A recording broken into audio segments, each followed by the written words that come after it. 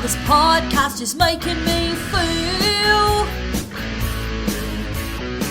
This cruising overdrive and Todd's behind the steering wheel.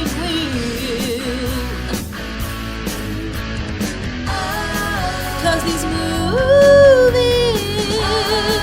are obscene, but that can't stop me from tuning in. I believe in romance in the pod, with the host Paige, Mikey, and Todd. There's a chance they can make it now, but only if you subscribe to the show. I believe in romance in the pod. Ooh. Hey love, and while you're at it, how about writing us a 5-star review? Maybe if you're lucky, Mike, you'll take one of you to Pound Town, or at least read it on the podcast. Thank you for tuning into Romancing the Pod. You had us at hello. I'm Paige Wesley. I'm Mikey Randolph. And I'm Todd Schlosser. And this week, Paige made us watch On the Line. So, Paige, why? Well, if you look at the dates on our computers right now, you'll notice that it is April 16th. Yes. Which means that in just a few short days, it's gonna be May. We did not tell Mikey we were going to do that. And his reaction was genuinely that. It's gonna be May.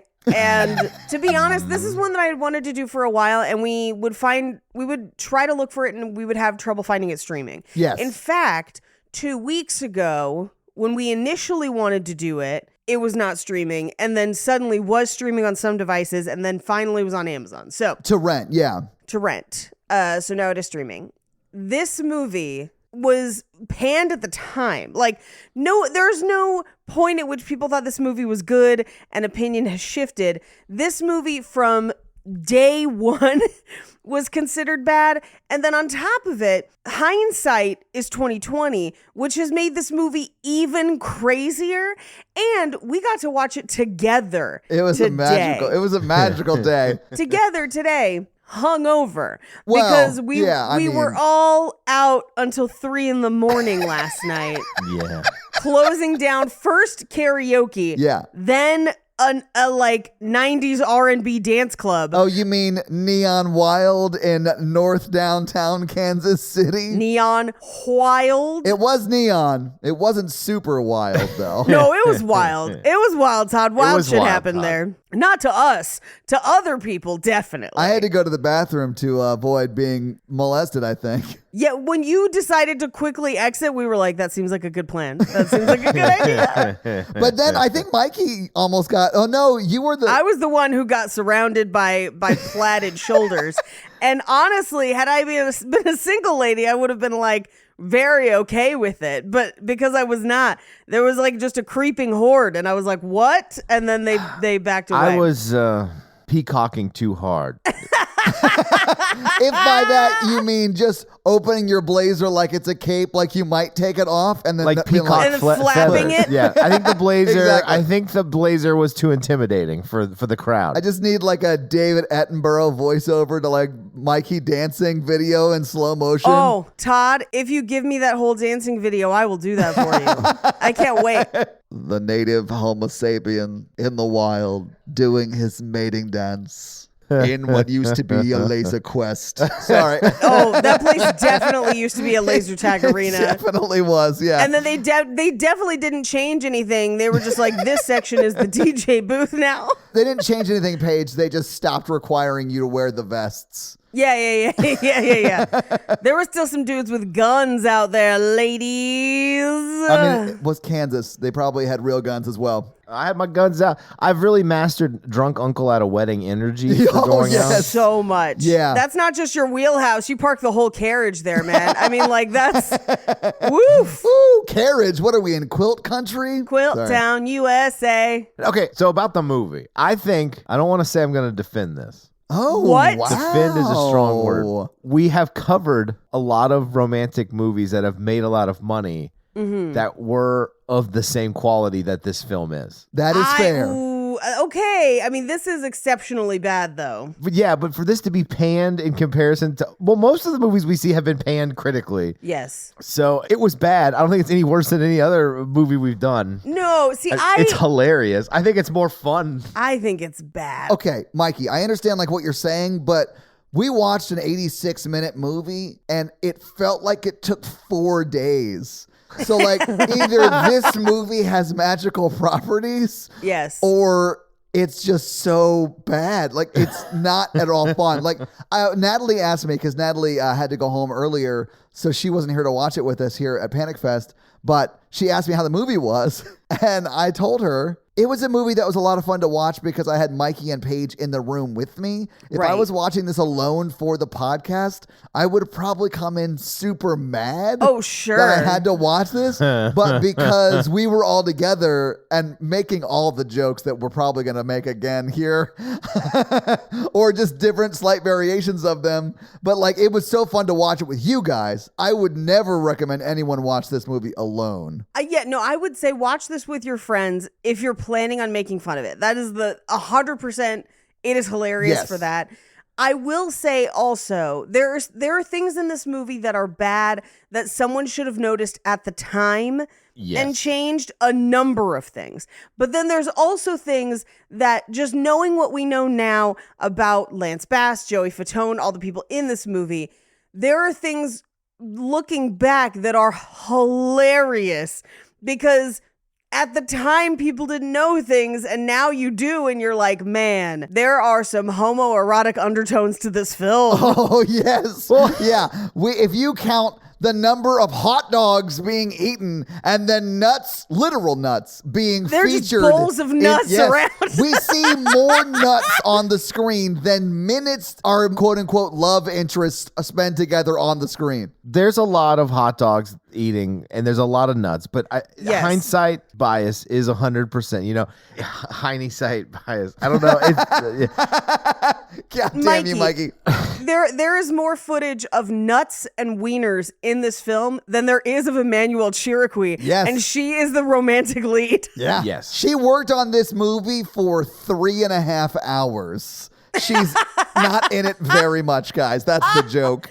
3 outfit changes. Yeah. In my headcanon, this movie only makes sense when you know it's taking place, one, inside of the Matrix. Which we do have a theory on. Like, we're not fucking around, guys. We are coming hard with this movie takes place in the Matrix energy. There is kind of a green tint throughout the film, and then Lance Bass dresses like... He wears the same leather blazer the entire film. Yeah. The man does not have more than one costume. He dresses like Morpheus's nutritionist. It taking place in the Matrix is very important for the headcanon that I had throughout the film, which is that Lance Bass's character was a character from the movie Trolls who wished on a shooting star and became human and then went to college with these 3 other gentlemen and continues to live with them as a troll in a human body. How does that explain the fact that Lance Bass's hair changes color like 4 different times in this film with no explanation? Troll and from magic. like scene to scene, too. Like walking inside and then walking outside, 2 different colors. I have an answer. The scenes where he's with Joey Fatone, he has frosted tips because he sprinkles the troll sprinkly dust on his frosted tips. Well, and there's no way Joey Fatone is not also a troll brought to life, because his hair looks like one of those peanut butter and jelly like canisters that's mixed together. You mean like if he lifted his shirt, he'd have a jewel where his belly button used to be? You can't prove he doesn't right now. We can't prove that. I have a very important question that I need to ask all of you. I've done some internal soul searching and I know my answer. Do I want to see Joey Fatone's belly button? I thought you'd never ask, but let me go ahead and say yes. Yes. If that was being offered, I'd check it for a jewel. Yeah, why not? No, my question was, it is today ass day. It's present day. April 16th, year of our Lord, 2023 AD. About to be May. Yeah. Now, which member of NSYNC would you have sex with today? Any of them. It's fair game for anybody. I have to have sex with one of them. One of them. But you get to choose and it could be any of them. Hang on while I Google who the fuck was Who in is in NSYNC. NSYNC? That's not Justin Timberlake. This is the easiest question for me. What? It'd be Okay, Lance Mikey. Bass, because he'll know what he's doing. That's a good answer. That is a good answer, and I do feel like Lance Bass would be like a gentle, like he would walk me through like the first time experience of it in a kind way, and I think that's what Mikey's trying to say. Yes. When he says that, yeah. When you rewatch this movie, it basically feels like my childhood with my middle brother. Oh, where you're just like, how did we not know?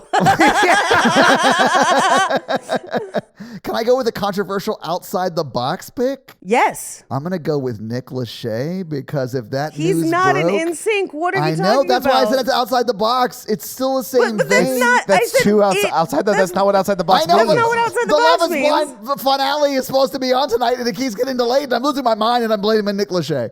I delayed it so we could do the recording. That was my joke, you bastard. I made that joke before this. People don't know that. Well, okay, so if I have to go with someone that was in NSYNC, Yes. yeah, I don't know.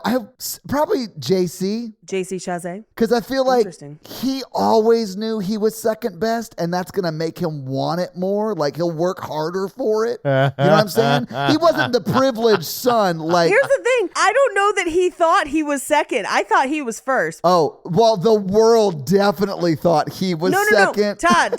I think he thought he was first. For me, Justin was first as a teenager because of everybody. But like, I just need to point out that Todd was like, I need to think about this, but had like a dissertation about his answer, which means he's thought about this a lot before this moment. Would you you know? like me to show you my journal entries from year of our Lord 2001? No. show us the charts. Dear Diary, I went on a date today. 7 other guys came with me. There's only 5 in NSYNC. hey, Rachel, here are my friends, Justin, JC, Lance, Joey, and Chris, and we're all going to go see Blair Witch Project. Yeah, because I don't know if you know, it's gonna be May. It's not a date. It's not a date. All that I do. All right, we're off the rails. We got to push it along. Anyway, as I mentioned to you guys while we were watching this film today, my answer is Joey Fatone. All day. All day, he's got a sense of humor about himself. He owns a chain of hot dog restaurants. I feel like we would actually hang out and have fun. But yeah, as a teenager, Justin Timberlake. As an adult, Joey Fatone all the Yeah. way. Okay, if I was a woman, I would pick Joey Fatone. I feel like he's a great choice. He seems very cuddly. He's the one that I would like to have a beer with the most. I think Yeah, that I is feel like we could absolutely hang true. out. Which I think for straight dudes is like saying, yeah, I'd fuck him. Like, that's like, you know, I'd fuck with Mikey. You know, like I'd go have a drink with Mikey. That's exactly not what that means for everyone else. I have to clarify some things with a I have lot to of go text people a in bunch my of life. people. I feel like Joey Fatone is also the one that if you went up to him and you're like, hey, this movie is fucking bonkers, he'd be like, I know, right? Like, I'm sure Lance Bass also has a sense of humor about this, but I think Joey Fatone would sit down and shit on this movie with you. I think Joey Fatone would have sat down and shit on this movie at the premiere with you. He's like, look, they gave me a reverse Rufio. It looks crazy. This movie's terrible, but the boat it bought is real fun. It does feel like it's 90,000 minutes long when it's 90 minutes long. Correct. You never really see the two romantic interests on the screen together because guess what? They have zero chemistry because guess what? He wasn't He's not into ladies. They were forcing it. And that it was is a bummer. so clear. Yes. Anytime they're together on screen. She, I think, is a great actress because she is looking at him like she is in it. He's the one forever. And he's just like, hey, do you want to get brunch? Like, that's how he's looking at her. Well, here's the thing. Lance Bass has not done a ton of acting since. He does a bunch of other stuff. And he like hosts stuff. And I feel like that Yeah. goes a lot better for him. He's doing fine. Yeah. He's doing fine. But I feel like, he wasn't really an actor to begin with. So like, when I look at like a Neil Patrick Harris playing straight or something like that, I'm like, yeah, sure, of course. Neil Patrick Harris does a great straight. Like, he can crush that. Yeah, or like the guy who played the priest in Fleabag, or the guy who plays Anthony on Bridgerton. Like, like there are people who do it amazing, and I think Lance Bass is just not didn't have the acting chops, and also wasn't out at the time, and so I think there's a layer of like trying to hide, and it's kind of watching it now, knowing what we know about his life. You're like, oh, this is painfully obvious. Like, it's hard to watch because you just watch him struggle through most of the movie. It is wild. And I think Emmanuel Chiriqui is doing her best, but she's also barely in the film. Yeah. Yeah. I think it would have been better or worse if she was in the film more, you know? Yeah, I think it would have been more obvious if she was in the film more,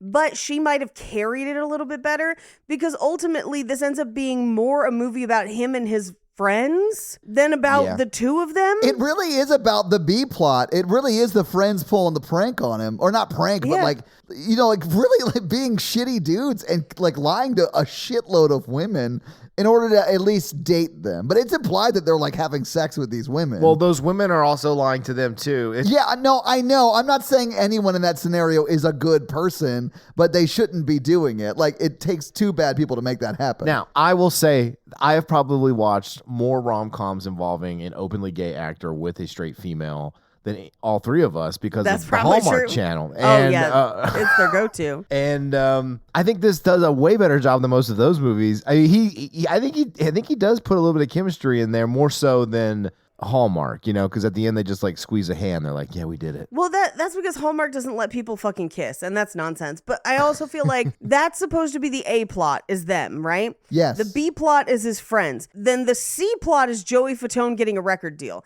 Oh, First of yeah. all, you don't need 3 plots in a movie that can't handle one. Like, the fact that, like, the B plot of him and his friends gets 90% of the screen time of this movie, like, I would actually be interested to see how much it changes if he and Emmanuel Chiriqui actually, like, had more time on screen together, other than, like, the 4 minutes or whatever they get in the movie. But Paige, can you imagine how awkward like a sex scene would have been if they had one in this movie? I tell you what, I'd pay almost all the money I have to watch it. I would I'd like for that. sure watch it. But like, it would have been some secondhand embarrassment.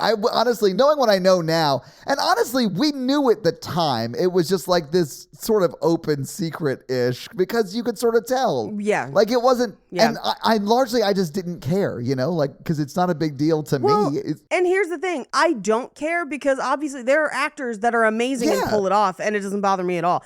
Like, there are sex scenes in Bridgerton season 2, and if you didn't tell somebody, they wouldn't know because he's amazing, and that's why I'm excited for him to be in Wicked. But Lance Bass, not so amazing. right. Doesn't quite pull it off. Exactly. Which is why I think it makes it a little uncomfortable. And I think it's largely just because knowing now that he was like a closeted gay guy at the time. Yes. Being like asked to play a straight, like that. It does take out your enjoyment when you're like, Yeah. how much do you think he was pressured to do this? Yes. Where he was like To internally hide. not wanting to do To it. Yeah. hide. Yes. And that makes watching it feel awful. But all of this is speculation. Like, I don't know that he's ever said anything like that. He may have. I think he tries not to talk about this movie. I would completely understand that. But like, he may have also been like, yeah, they paid me $4 million to do it. I was going to do whatever they wanted me to. Like, Right. And that to me, also acceptable. You know, like I have no problem with that if that's the reason, you know? Well, there's also this element of, I think it might have been easier if the task was just to play someone who's in love with someone else, because then I feel like that's kind of a universal experience, right? Yeah. But the way that this movie is written, it's not just, hey, he's a guy in love with someone and he's trying to get to that person. He is asked to be part of this very bizarre group of friends that we cannot explain how they know each other.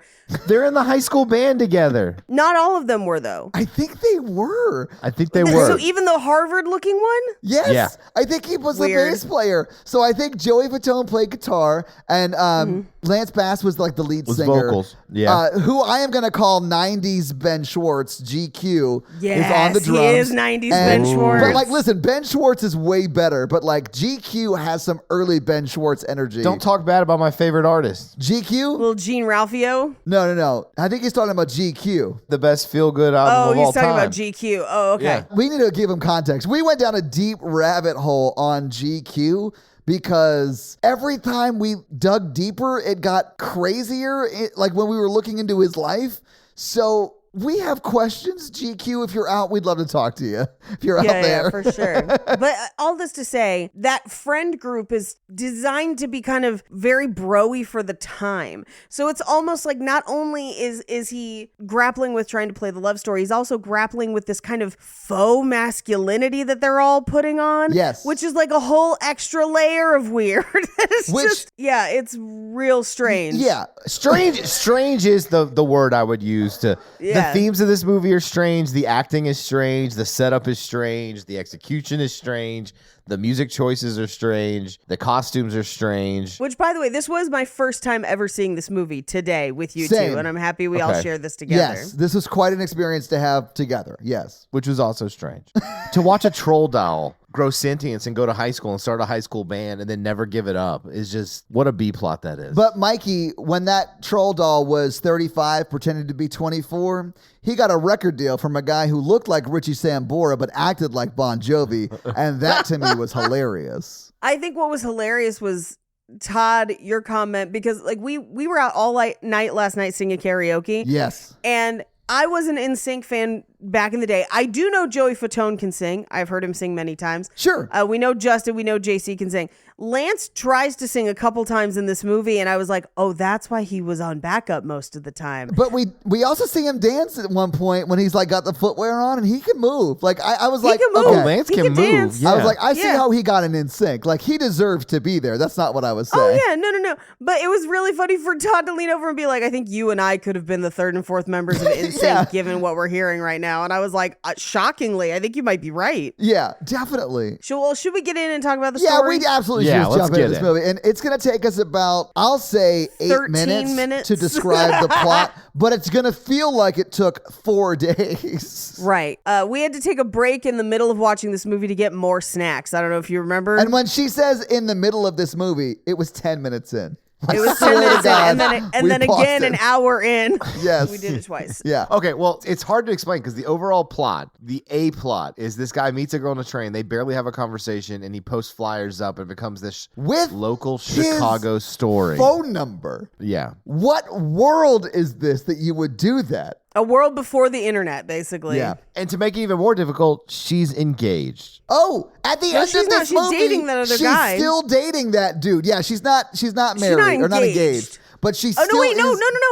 is- She does call him her fiance. Yes. Oh, God. They are engaged. Oh my, and they're still engaged because we never get a scene where they broke up. Yeah. Well, we Holy open shit. on their high school band playing They said they were, quote unquote, really hardcore high school super band. hardcore, but they're playing Two Princes by Spin Doctors, and not well. Like, I feel like if we gave Todd a microphone at a karaoke thing and was like, go do Spin Doctors, we would get a better result than what we get on the screen here. Well, Paige, it's probably because I've done that song at karaoke more than they rehearsed it for this shot. It slaps. So, like, if I don't do it better, that's disrespectful to the Spin Doctors. And 1, 2, Princes kneel before I you. can't. My That's voice what is I shot. said now.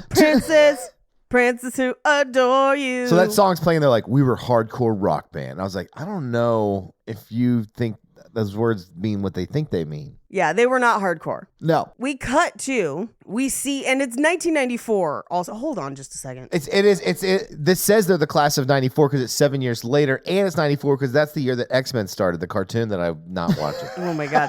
But also, so 94 is when Spin Doctors comes out. But so their band is playing like a school dance party kind of thing.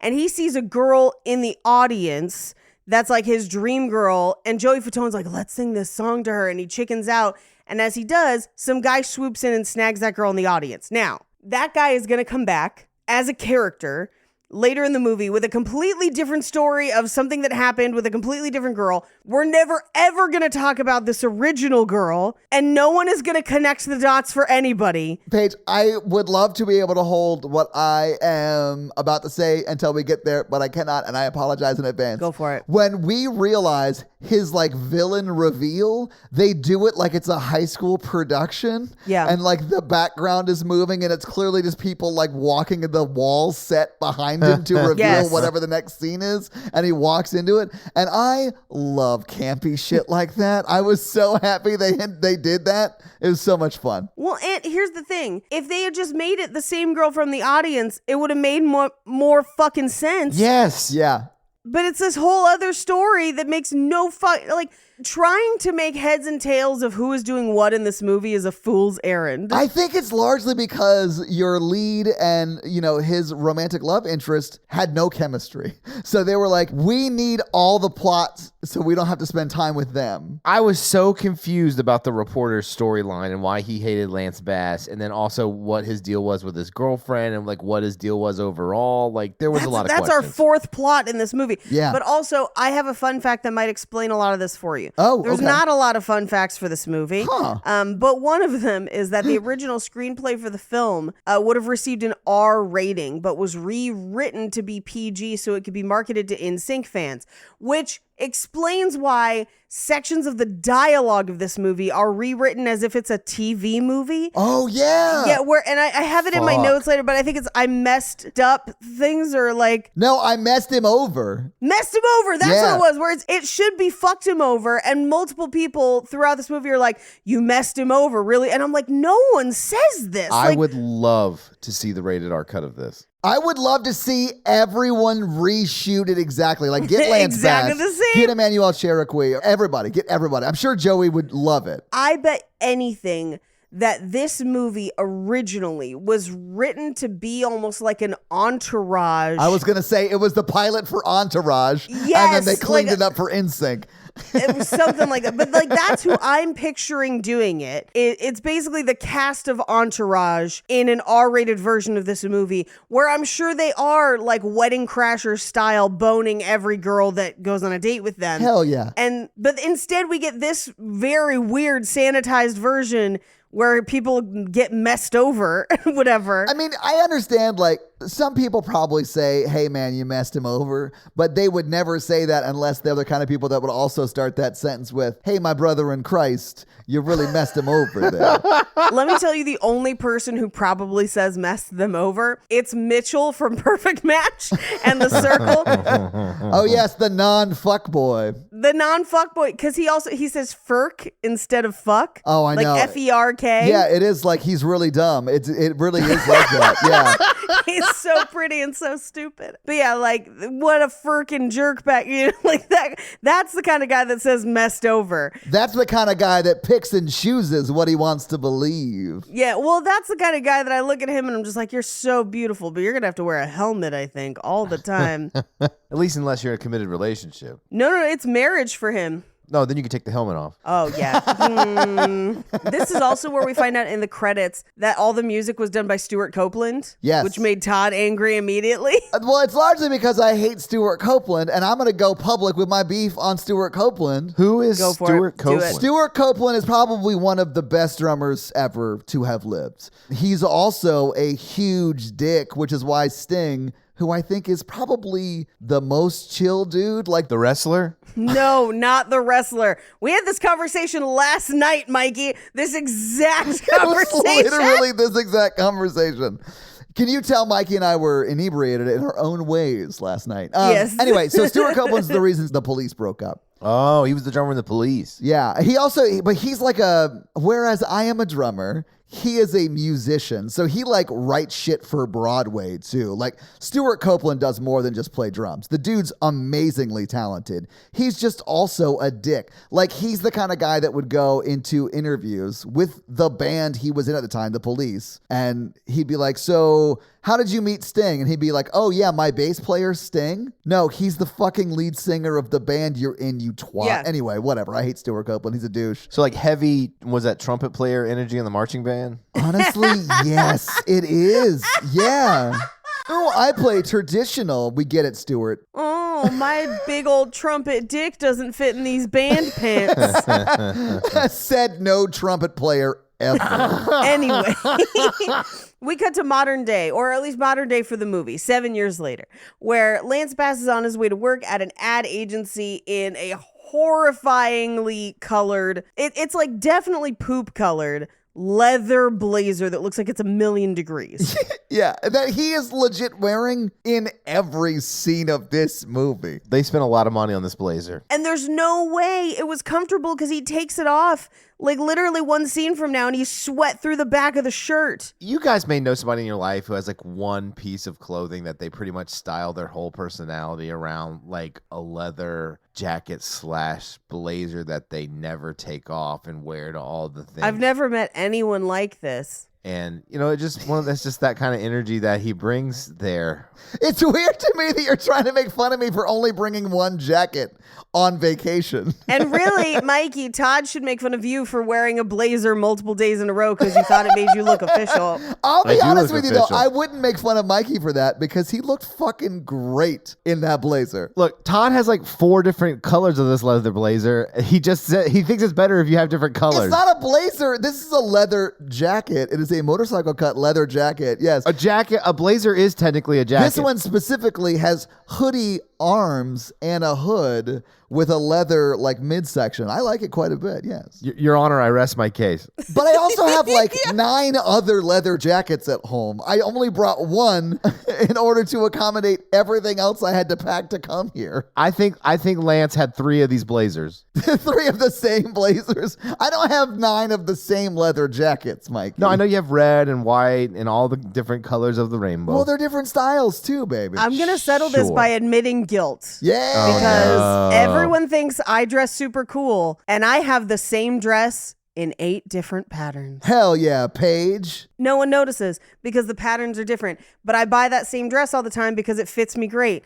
And you know what? I wore one the other day, and everyone commented online how much they loved that dress. Yeah. So that's what's up. Find something that works for you and lean into it. Just don't make it a poop-colored leather jacket in hot weather because Lance Bass is shiny this entire movie. There was, okay. No one powdered him. I legit thought when he is first introduced in the scene with that leather jacket, I was like, did he get rained on? Why is he soaking wet? Because his hair is also like super gelled back. And well, he's because like, his hair is all gelled because it's 2001. And he's also like a little sweaty, like because it's probably super hot in that leather blazer. Because leather blazers are unbearable. And like, it's leather, but it's kind of shiny. It's not as matte. And so he just kind of constantly looks shiny. It's Matrixy. Yeah. It's like if the Matrix was about a CPA. Yeah. Right. Like that's the way Neo would have dressed. But also, Lance, up until this point in NSYNC, has always been one of the blonde ones and then is inexplicably brunette in the first few scenes of this movie after being blonde in the intro. So, like, this is the first hair switch we see. Then throughout the movie, his hair will shift from brunette to blonde to frosted tips to back to brunette, and it is inexplicable. I think it's very explicable if you think about this. Probably was shot in between other things over the course of 6 months. And they were just like, no one's going to give a shit about his hair. Podcasts will never exist. You know? Like, Those tweens won't notice. and they probably didn't. Like, I'm not sure I would have noticed at the time. I would have noticed. I would have noticed. But I do think this is the best thing to ever come out of Chicago. Wow. How dare you? Deep dish pizza exists. I would have noticed, and I know this about me because as an adult, there is another actor that I follow on something else who is blonde and has started to go gray. And the other day I was like, salt and pepper looks good on him. I noticed that shit. And that's a gradual shift over months. Yeah. The fact that just like scene to scene, Lance Bass's hair is changing color is wild in this movie. Well, you got to blame Justin Timberlake because he is the hair and makeup guy. Oh, wow. That is revealed at the end in the credits. After the credits, this is also Justin Timberlake's ramen hair period. Yeah. Does that mean something to anybody? Todd, do you not? Okay. You not know about the we gotta ramen fucking hair? talk about the ramen hair. Todd, Justin Timberlake has naturally curly hair. However, he also frosted his tips at this time and then would gel his naturally curly hair. Okay. Now, those things combined made his hair look like a package of Top Ramen. And it has been memed to death for God. years. Very shortly after this, he cut his hair very, very short and has maintained basically that hairstyle ever since. to a degree, but this is what we refer to as part of the ramen hair period. Google it. I am right now. Okay. Literally just typing in Justin Timberlake ramen image search, and it is so egregious. I'm sure he got a cease and desist from whatever company makes ramen. Maruchan. Maruchan, baby. Let me tell you, this is when I found him the hottest. Teenage Paige was like, damn, that dude is delicious, and I can't explain Teenage it. Paige was mildly obsessed with a guy that went to her youth group at the time. There was a guy who had kind of similar facial features to Justin Timberlake. I bet if he grew up into them, they would look kind of similar. But he had the ramen hair. Well, if you date someone with ramen hair, you have to make sure that they have the chicken flavor 6-pack. You start off the date by like taking the seasoning packet and just sprinkling it on top. Oh man, if you have ramen hair, you should get condoms that look like seasoning packets. $1 million idea for the men of 2001. I just want condom packets that like look like that and just like say, Ooh, shrimp flavor. Oh no, the shrimp kind. that's the kind no one wants. This is the smallest size. I didn't know ramen had magnum flavors. Yeah, exactly. Well, you got steak, which is obviously the largest. Yeah, I was and gonna then say chicken. beef. Beef has gotta be the beef big flavor one. is the largest, and then, And then chicken, and then shrimp. Wait, Yeah. where's pork? I think pork's in there. Don't they have a pork flavor? Pork is just wide.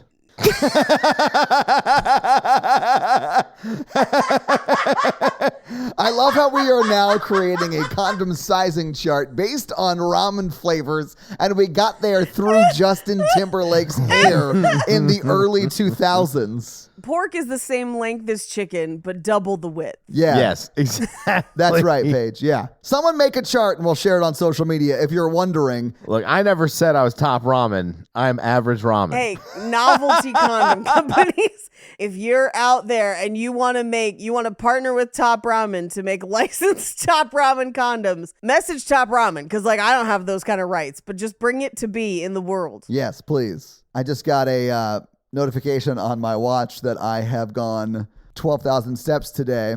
Oh. And when I woke up this morning from, when we passed out at 3 a.m., I had already gone 8,000 steps. So since we went to bed, I've only gone 4,000 steps. Oh, you banked your steps. That's smart, bro. Yeah, dude. I got all my steps in before we went to bed last night. So that included the massive amounts of air guitar. Oh, fuck. I forgot I did air guitar a bunch last night. So much air guitar to the point that a guy that we did not know at one point Called me just out by name. Yeah, just pointed to across in Bohemian Rhapsody and was just like, Todd, take it away. And we were like, who is that guy? But it was too late. We were already guitaring to the air. Yes. Unlike some people who karaoke, the crowd liked Todd. They did like Todd. But Paige, can I make a joke about that guitar solo? That will, I promise, Yes. get us back on topic? I don't need to be back on topic. I'm still thinking about the earning potential of Maruchan Top Ramen condoms. Tip ramen! God damn it. Sorry. Well, if it comes to Bohemian Rhapsody guitar solos, it's gonna be Brian May. Nailed it. Nailed it. All right, let's get back on track. He was in Queen. I got it. Yes, he was the lead guitarist of Queen. Yes, I did it. very I good, did it. Mikey. Very good. Uh-huh. Do you know who the lead singer of Queen was? Freddie Thermostat. Did you say thermostat? Mercury. Very good, Mikey. Very good. Anyway, so this is where Lance Bass gets to work. He's kind of going through the office. This is where we meet Jerry Stiller, who works in the mailroom, who has a sweet, loving, potentially sexual relationship with the copier. We then, Paige, it's definitely sexual. yeah, her name is Lucille. Yeah, and he knows exactly where to touch it to make it do what he wants it to do. I think you mean he knows exactly where to hit it. That actually where to is hit it. more accurate to what we see on screen, Mikey. You're right. Yeah. But because it's Lucille, I just kept picturing Liza Minnelli just like flailing with vertigo, like, oh, you want a copy? I guess I could copy paper for you. Oh, God. We Anyway, didn't deserve her. she's still alive. We still don't deserve her. Is she really still alive? Yeah, you're thinking of Lucille 1 has passed, but Liza Minnelli, I believe, is still with us. Okay, that's right. I'm thinking of the other Arrested Development joke. I apologize. Well, you're thinking of... Jessica Walters. Yes, you were thinking of Yeah. Jessica Walters, who sadly is no longer with us. Yeah. But also, we don't deserve the other one either. I don't understand the question, and I will not respond to it. God, Jessica Walters. I know. I'm going to miss her. She was a force, man. I loved her so much. How much could one banana cost? $10. Amazing. This is so brilliant. She was brilliant in everything she did, though. And this is not like we are, that's way off topic, but I love her in everything I saw her in. Buster, have you been eating cheese? I just fucking love her. Anyway, Dave Foley is like, hey, I'm putting you on the new Reebok campaign. Dave Foley, who's his boss at the ad agency. Right.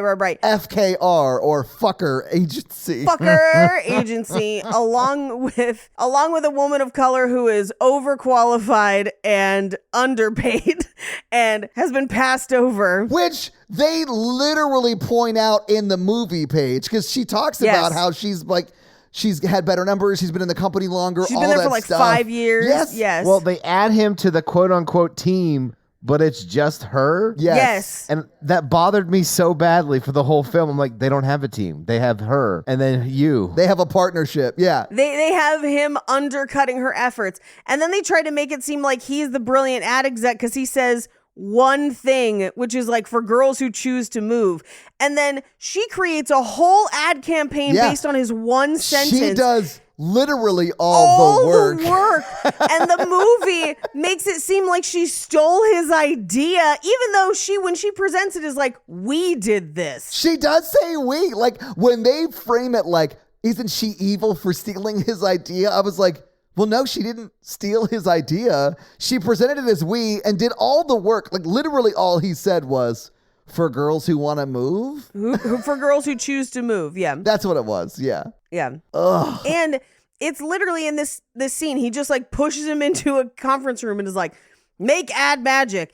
And she's there and is like, so here's what I was thinking, these 3 things. And he was like, okay, what if there's chickens? Like Reebok. It clearly is like a ripoff of the Budweiser frog commercials. Yes. And what he needed to do was walk in there and be like, their Reeboks give you cancer. Our Reeboks are toasted. Like, that's what he needed. Oh, the Reebok stuff is so dumb. It's really, really dumb. And it's probably how they financed this movie. Oh, yeah, probably. Just product placement alone. Yeah, exactly. But he then just kind of off the top of his head is like, okay, what about like for girls who choose to move? And she's like, I guess. And then we don't see anything else about it for like 20 minutes. Yeah, at all. Which is in the story of the movie, like days, possibly weeks later. Here's my Reebok pitch.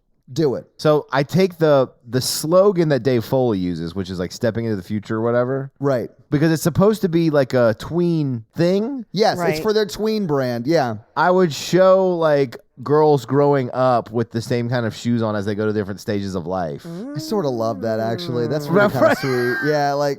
That's not bad. I'm going to go with a woman gets up, runs in the morning, gets home, gets her kids ready, goes to the office, and then gets home at night and takes her shoes off. And it's just Reebok for everywhere you need to go. Yeah. I just don't think that you understand women, though, of like what they want from Reebok. You know, I've never been in a woman, so I can't empathize. Well, Paige, let me tell you what it's I like. have. Yeah, so Thanks an for expert telling me what it's like to be a lady. of being in the mind of a woman, I would If just I could say, just explain to you what women want about their shoes. Yeah, tell me what I want about my shoes, Michael. What shape of a shoe was I wearing last night, Michael? flats, You were wearing flats. Specifically, what kind? golden flats. Collapsible ballet flats. Thank you. They can fold. I don't know about shoes because I'm not into feet. Yeah. I was trying to make a what women want joke because remember his whole thing was an ad campaign about Nike.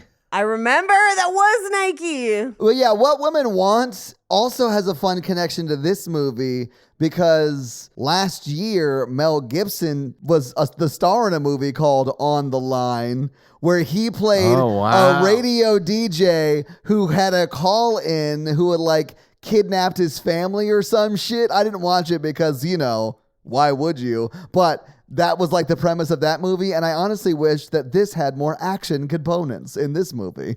Oh, man, that would be so funny if like one of the people called the number that he put on all the posters and was like, I have her, the girl from the train. If you bring $10,000 and a giant jar of pickles to the park bench at 3 p.m. No cops. Like that. I want that. That's probably what would have happened if like it became this much of like a media circus around who L Train Girl was, right? But then it would just turn out to be GQ and he would just be like, oh man, I just wanted them pickles, yo. Hey, can I admit something to you that I have been too embarrassed to admit to literally anyone else in my life? Yeah, we're a safe place. We'll never bring it up. So I have always been dumb. And the first time I ever heard that Chicago had an elevated train, I heard them refer to it as the L train.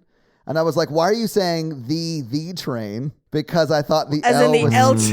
L train. Yes. I was way older than you think I was when I learned that it wasn't that. Okay, well, Todd, I'm going to confess something right now that I was today years old when I realized that the L train was not just a letter designation like trains in New York, but was in fact for elevated. That makes a lot more sense. Yes. I was just like L train, C train, D train, A train. Well, so in a lot of like cities do have that naming structure. So I understand why you would think that. But yes, I would say mine was way dumber. Yours put spice on it. Like, oh, are you going to ride the L train? Oh, yeah. Mine was so dumb. It definitely had a beef spice packet for sure. I get it, Chicago. You have a train. Whoop-de-doo. I mean, I think most people who want to have a train ridden on them might want that beef spice packet for safety. Wrap that beef. Also, that pork, chicken, and shrimps. Yeah. If you've got hanging meats, wrap them up for safety.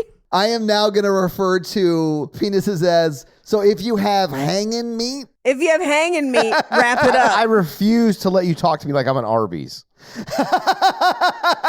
Mikey's got the meats, ladies. Michael, if I had a nickel for every time I heard a man refer to my type of genitalia as Arby's related, I would be a very rich lady. So it's high time that y'all accepted that you have the meats. I don't do that because one, I think that's super disrespectful. And two, it is. I love roast beef. I know, right? For as disrespectful as it is, you can't deny the resemblance sometimes. And that's okay. We just need to be okay with people having hanging meats in all different varieties. Curtains, tubes, all of it. Yeah, I don't care. I'm just happy to be involved. Like, I'm just not a vegetarian when it comes to genitalia. How about that? Yeah, I don't care either. My dick's got one eye and it can't see.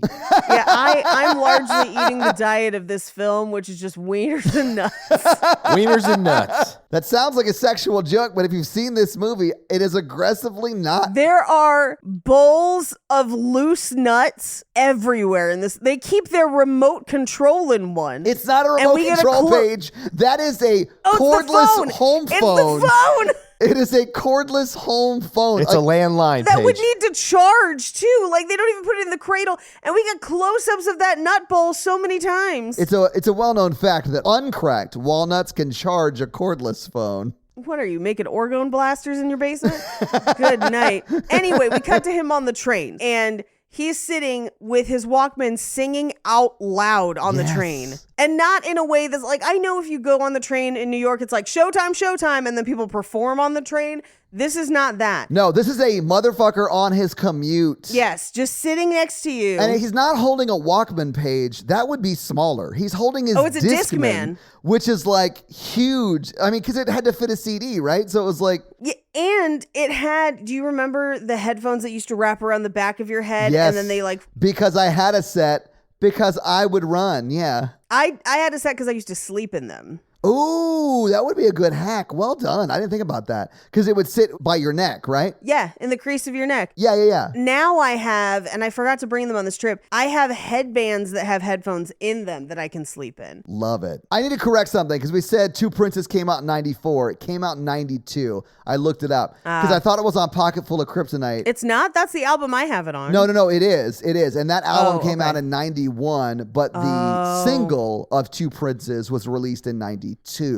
Okay. But either way, that's why they were playing it in 94, like they were doing a cover of it in 94. Like I still think it makes sense for the movie. I just wanted to correct when the song came out. Anyway, as he's singing, Emmanuel, like people on the train are like, what the fuck is this dude's deal? And he kind of like stops. It does seem like it is one of those moments where he doesn't quite realize he's singing because it's not like he's doing it very loudly. And I've done that before where like I do that in grocery stores all the time. Yeah. So like if I am a little inebriated and I don't realize it and I'm like taking a video of like my best friend singing a Proclaimers song, like when I upload that video to Facebook, people might complain that they really only heard me singing. And it's because like sometimes I'm incapable of not singing in certain states. Yes. I will say that I'm incapable of whispering, so I'll go to like tell a secret to someone at work, and then I'll look around and I have told the whole room, which is like 30 people. Yeah. I've noticed this about you. So yeah, I sort of get how that happened, but he does sort of see the train noticing him singing, and that stops him. That's why I think it wasn't necessarily intentional. It is Al Green though, because this introduces Al Green. Yes, and because that is how she walks into his life, right? Because she uses an Al Green song to be like, hey, let me sit down next to you. And he completely doesn't understand that she is like, I would think being casually flirty. Like, I don't think it's like showing a lot of interest, but like, hey, I'm trying to sit next to you because I don't want to stand, that kind of thing. Yeah. But she's kind of flirty about it. I would have been, if someone did that to me on a train, I'd been like, oh, okay. Oh, I mean, if she had talked to me at all on the train, looking the way she does, I would definitely have talked to her more. Yeah. Yeah. Well, so she ends up sitting next to him and they end up talking and they get off the train at the same stop. And this is where she's kind of like, here's the thing I like to do, and shows him the paper plane.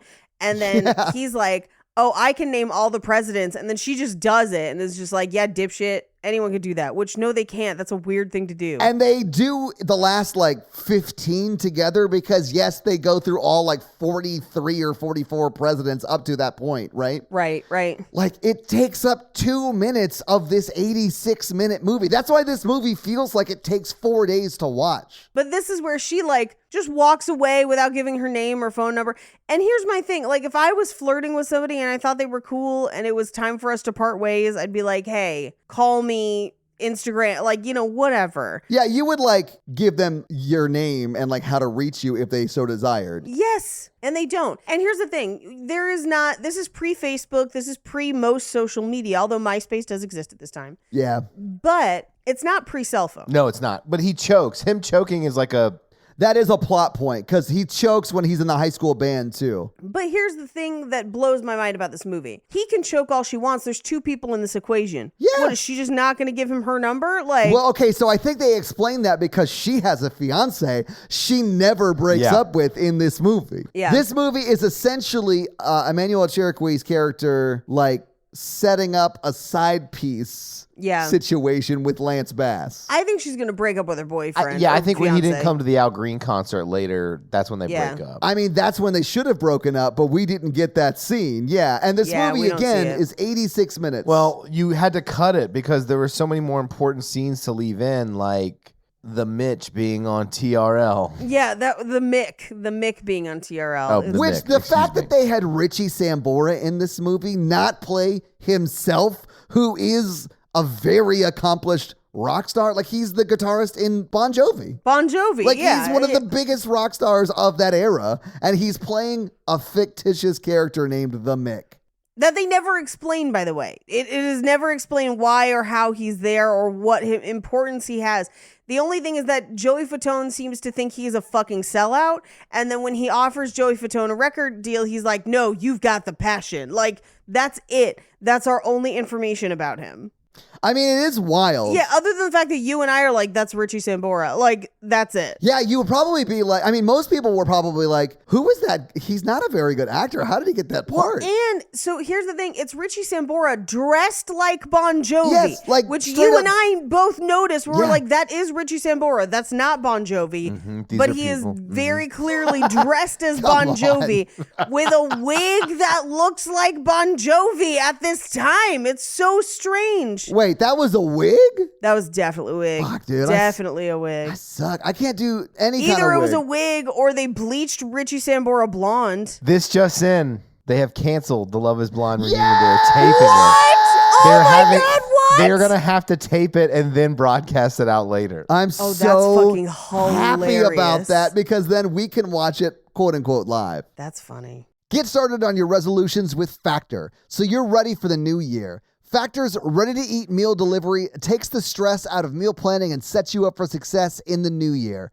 Skip the groceries, prep work, and the cooking fatigue. Instead, get chef-crafted, dietitian-approved meals delivered right to your door with over 35 meals to choose from per week, including options like keto, calorie smart, vegan plus veggie, and more. Plus, over 55 weekly add-ons. You'll have tons of nutritious and flavorful options to kickstart your resolutions. Factor now offers like a load of snacks. In fact, we just got some of these like smoothies that were really great. They have a banana chocolate smoothie that like I drank way too much of. It was so good.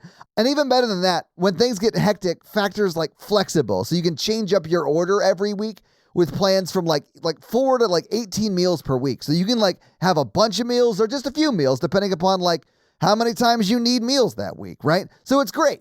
So head to factormeals.com/romancingthepod50 and use code romancingthepod50 to get 50% off. That's code romancingthepod50 at factormeals.com/romancingthepod50 to get 50% off.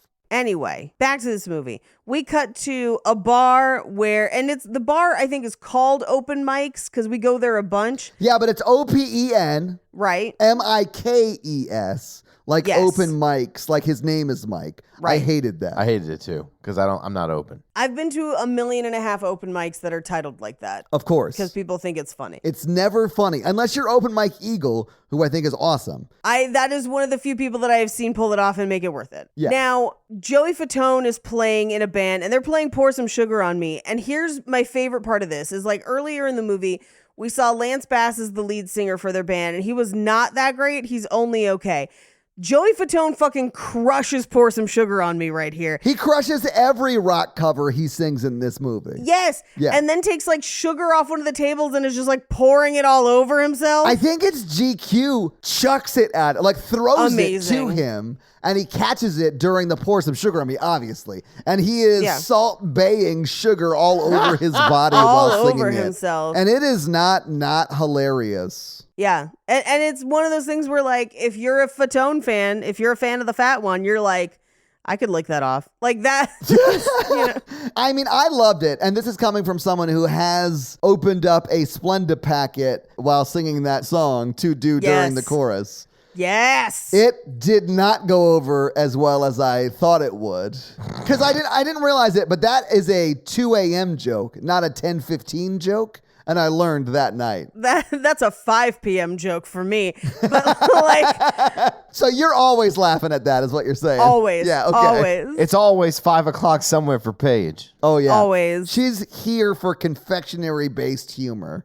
If I saw someone at karaoke do Pour Some Sugar on Me and then pull out a Splenda packet, I would lose my fucking mind. Thank That'd you. be hysterical. Thank you. Well, at Jonathan's in Brentwood, they were not a fan. Pussies. I would be too afraid to pull out my ramen packet and accidentally break my protection. I sang NSYNC's "It's Gonna Be Me." It's gonna be May So good. last night at karaoke. She slaps. It was amazing. Had I pulled out a ramen packet and taped the noodles to my own head, how amazing would that have been? I would have been legitimately, Paige, so confused why everyone was loving it. Because listen, everyone would have got that. And I would have been, because I don't have the context of what I just learned, I'd have been like, what the fuck is Paige doing with ramen noodles duct taped Ramen to her noodles. head? I mean, that song did go over pretty well. Everyone was excited for it to be May. Yes. Just rub it in. Just rub it in that the crowd liked your songs. They liked the Proclaimers, Mikey. There's a reason we didn't post Mikey's first song. Please post it. I think it's funny that I motion to the audience and they don't interact with me. That makes it so much funnier to me. It's really funny because Paige and I were okay. Let's set the scene first before we go into the story. Mikey, his first song was "You've Lost That Love and Feeling" by the Righteous Brothers, which I've seen Mikey do a few times and crushes at it. He's so good. Well, let's clarify. I'm not a good singer. Right. Mikey wins on charisma. Yes. And you got to get the audience on board with that charisma to be like, this in no way sounds like that song, but we're here for his confidence. I just wish all of you listeners could see Paige's face when she realized how bad of a singer I am, which was about the fourth word of the song. It didn't take that long, Mikey. Well, she froze for a second. I did freeze for a second. It broke her. And in my brain, I was just like, what's happening? But Mikey turned on the charm. Like, I even think you were crushing that song, but the audience, except for Paige and I, who were singing along and giving you a lot of love during that video. Yes. The audience, dude, when you put the mic in someone's, like to help sing along, like that thing. And they did it. They just looked back at you dead-eyed. Holy shit. That was so funny. It was so funny. I didn't let it throw me off. So I felt like I did good performing. Mikey, you were giving 150%, and the crowd was returning 15%. 0%. Yeah, like they were the worst. Yeah. We were having so much fun last night that literally the karaoke DJ came over and said, "Hey, are you guys local? It would be great if you could come to all of my shows." Well, because we were singing along with every song we knew. Because Yeah. like everyone deserves backup singers. Let's go. Yeah. And we did sing along with you, Mikey. It was just that no one else did, which got funnier and funnier as the song went on. Please post the video, Todd. I tried so hard to get him in. I think it's we were with a bunch of of the festival organizers and like indie horror people and Indie horror directors, producers, like some people who were Yes. like on the come up. It was pretty cool. Yeah. Right. And I decided to wear a blazer, so everybody thought I was like a square producer. I think you mean a rectangle producer. Yeah, a rectangle. I'm more of a rectangle. You're taller than a square, Mikey. Well, Mikey, you insisted on wearing a blazer. I dress preppy. That's just who I am. Yeah, Mikey is a romancing the pod in the streets and a horror virgin in the sheets. You know what I'm saying, lady? Yeah, I'm like a professional, and then I'm like, hey, I want you to watch this movie with me. It's called Night of the Creeps, and like it's about space slugs that land on Earth and kill all the sorority guys, and then there's a detective, and he's the best, and we're gonna say thrill me a lot, and then you're gonna love it, or I have to end this relationship. No pressure. and she's like, is there also a part where the detective is potentially going to harm himself, but then is saved by the hope of a teen? Because that happens too. Yeah. We cannot go into that review. We've already done that one. I'm just saying, some people get surprised with the horror in the sheets. You know what I'm saying? Yeah, I guess. It's good though, because I'm like, I do a romantic podcast where I'm romantic movies, so I'm not afraid to watch those with you. I love scouting new movies out. Yeah. But also, I need you to watch House 2 with me. There's a pterodactyl and people shoot an Uzi at it, and they're like, "What?" And I was like, "But then we'll watch 50 First Dates." Bring back that sluggy feeling. Oh, Paige, are you that drunk? Sluggy feel. No, I'm just laying down. I'm kind of tired. Bring back that sluggy feeling. Oh. All right, I'm back. So they meet. She walks away. They don't know anything about each other, and now he has no way to track her down. So we cut to, he tells his friends about it, and they're like, you should put up posters. Because that's like as far as they can go in tracking her down. And because you lost contact with a woman, so you should treat it like you would if you had lost your dog and not do like a misconnections type thing that existed at the time for things exactly like this. It wasn't super common though. But also, Craigslist was used for a lot more than just misconnections. You know, That's what I mean. I was referring to the misconnections thing on Craigslist. Like that existed at the time, right? They had the other sections. This is kind of early for that though. Oh, Fair enough. this is early for that. Because this is only 2001. Okay. You know, you're thinking more like 2007 or 8 where Okay. people would be like, you were the coffee table on the side of the road, and I was the girl in the velour sweatsuit trying to wrestle you into my SUV. That kind of thing.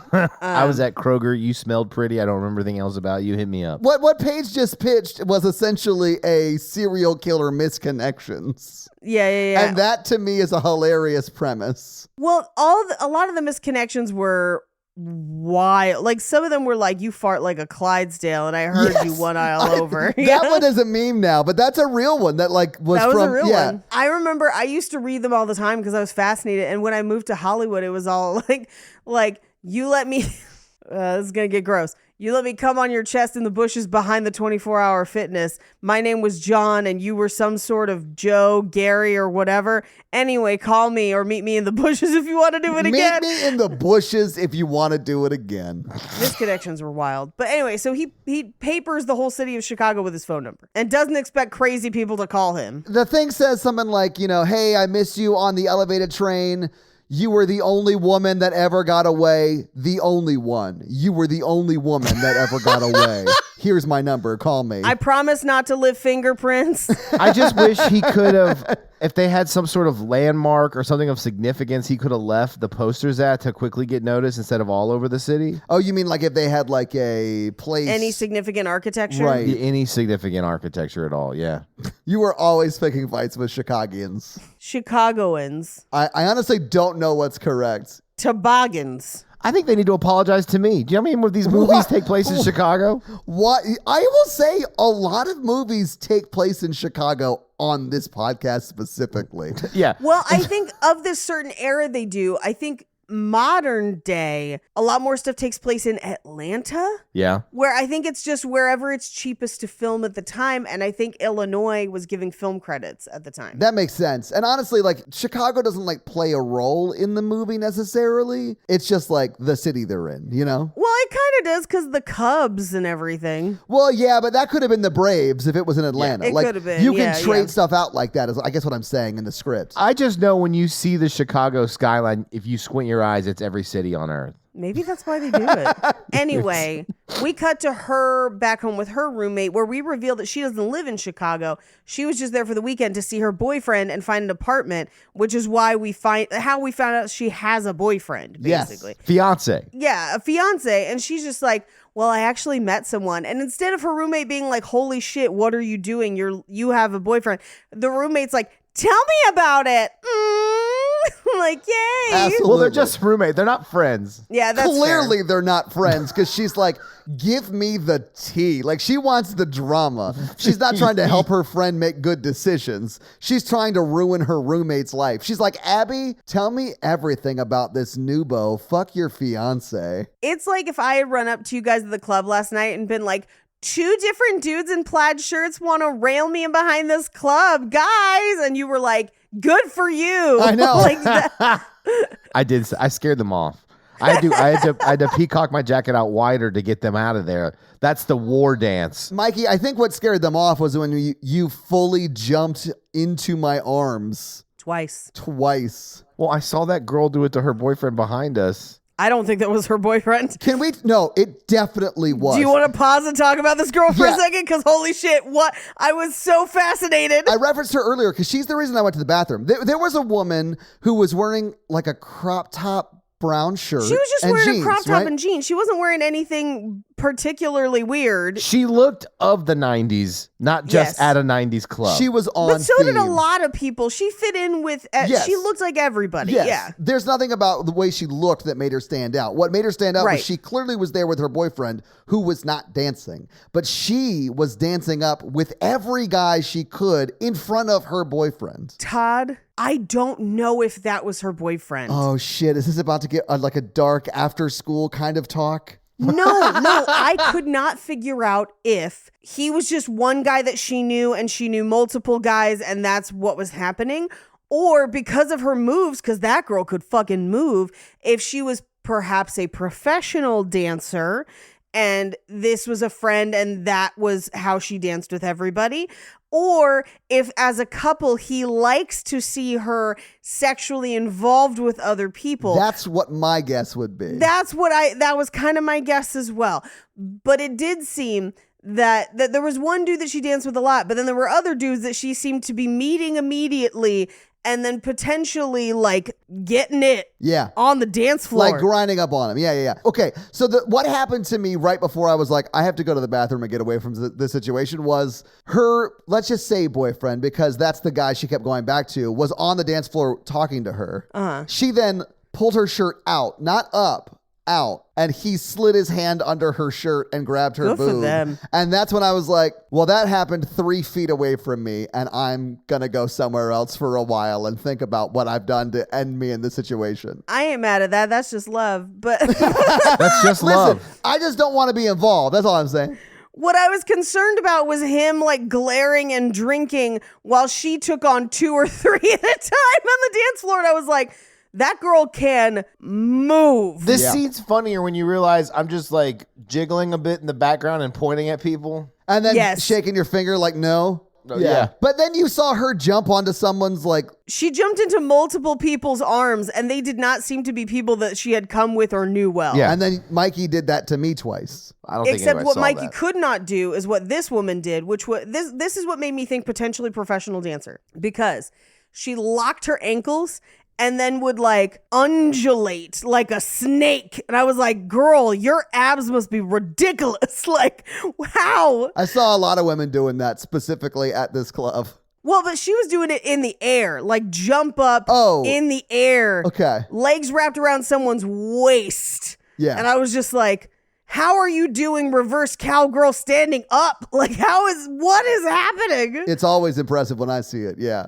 Yeah. I was too busy with my eyes closed dancing. I was too busy looking over my shoulder for the plateaus. Mind you, this is like 2:45 a.m. and we are making all kinds of bad decisions. Yeah, I mean, not me. I'm dancing by I made myself. good decisions. Yeah. Oh, no, I mean like going to that club in the first place. No, that was a great decision. Yeah. We get in line at like 2 a.m. and he's like, we close in an hour. Like, are you 3 serious about this? Or Yeah. I've never been so shamed by the person at the door because of my own desire to enter the club that he is being paid at. I mean, he pretty much was like, you 3 are adults. So why are you here? you know what? I'm going to go ahead and say this. If I had walked up, he'd have been like, no, that makes sense. You can come in. But you were the first person there, and he was like, sir, you're wearing a blazer? A blazer? You have better things to do than anything taking place behind this door. And I told him, I said, as a businessman, I have to cut loose every now and then. I think my favorite part was we arrived there along with a bunch of the other people who'd been with us at karaoke from the film festival, right? Yes. And so you've got like a whole film festival worth of people dancing like it's a junior high dance where they're in friend circles. Oh, yeah. And we just invaded the space of the people who were at this club that's open till 3 a.m, who were like trying to impregnate each other on the dance floor.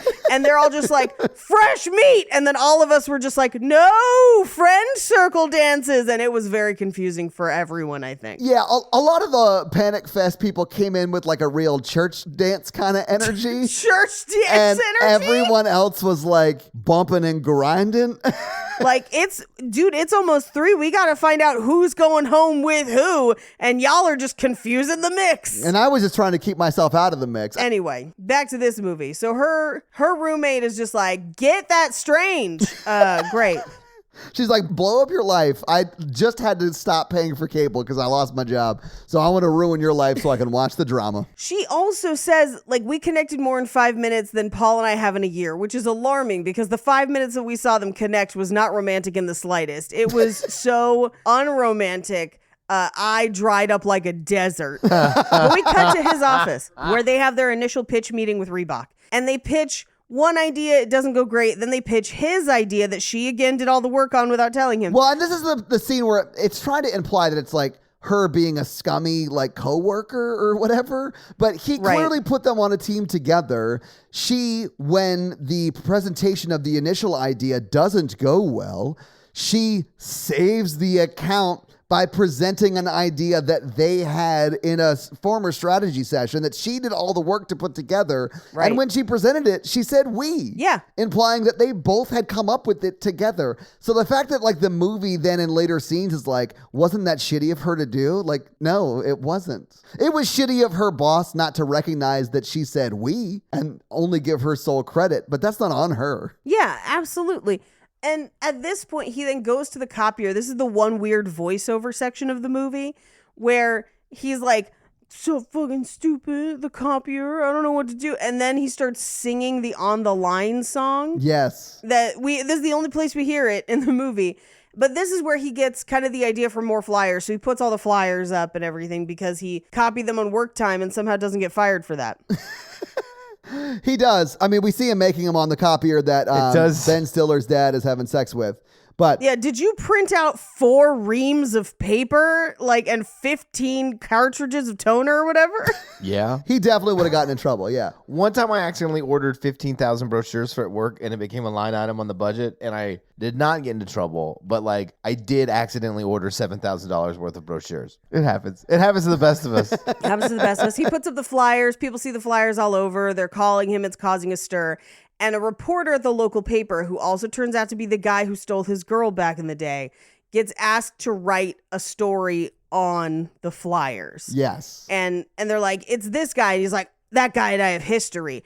And we have this weird flashback of a time where I guess Lance Bass stole his girl. That's not but how not it goes really, down, though. Because that's not really not what how it happens. It's really just the girl he asked to prom in high school did a really shitty thing and didn't say no necessarily, but made a show of asking Lance Bass to the prom right in front of him.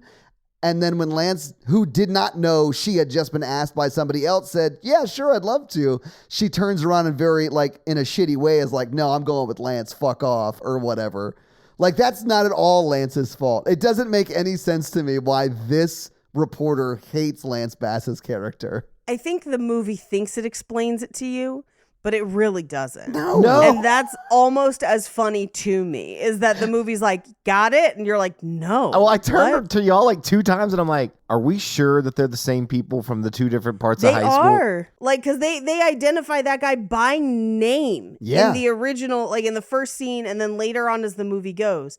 So, we know it's the same guy, which is bonkers. And this guy gets his own story for some reason, and he continually updates the newspaper with just how his search for her is going, which is real dumb. Well, yeah, because he's trying to expose the scam of it all, which it actually does turn into a scam. So, people do take interest, and Lance Bass gets sort of pre-Me Too'd in some weird way. Yeah, in he this gets kind of movie. weirdly canceled. Yeah. So, which we haven't gotten to yet. So, but he is doing this out of spite because he stole Lance Bass's girlfriend in high school. Well, that's the thing. It's Lance Bass believes that he stole his girlfriend because Lance Bass was too chicken to say how he felt. Right. This guy then believes that Lance Bass stole a completely different girl, which he didn't. That girl was just kind of played them against each other, and Lance Bass didn't know any better. Yeah. So it makes no sense, and it's strange that they include it. It is. But he basically just kind of updates as the search goes of he can't find anybody, or he's a fraud, or any number of things. And we'll cover it as we go, but it's just a weird D plot in a movie that can't even handle its A plot. Yeah. Anyway, we cut back and forth between a restaurant where Emmanuel Chiriqui is meeting with her fiance, and he's ignoring her and answering the phone. And it looks like she's going to break up with him, but he gives her Al Green tickets. Which is so insane. He is being a terrible boyfriend in this scene. You would understand why she would break up with him based on this alone. And then he saves the relationship by buying her Al Green tickets. Right. And so she's like, oh, well, then I guess I'm back in it. I mean, I've seen this play out in real life. Yeah, of course you have, Mikey. Who hasn't? But it's still really? More with coworkers who were like, I'm so miserable. And then they're like, well, we booked a trip. Oh, yeah, that is all. But then the trip is miserable. I was like, oh, my God. But we cut over to Lance Bass, who gets a call from who he thinks is Emmanuel Chiriqui, and goes to meet her at the diner. And it's a completely random girl who's just I could feel that we have a connection.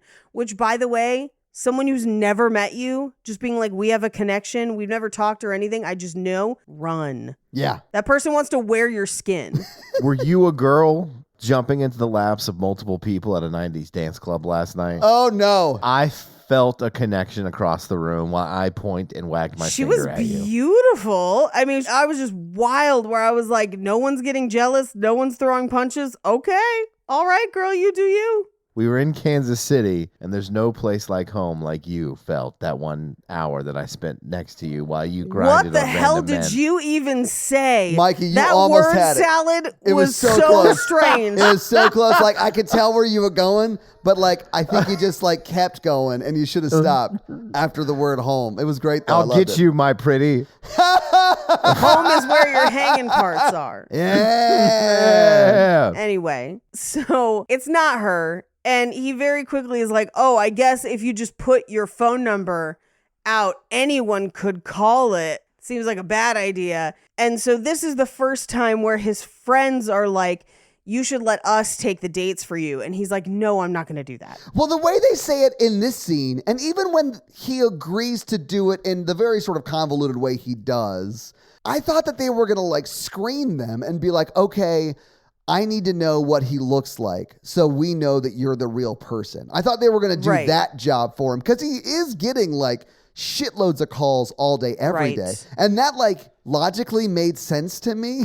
Yeah.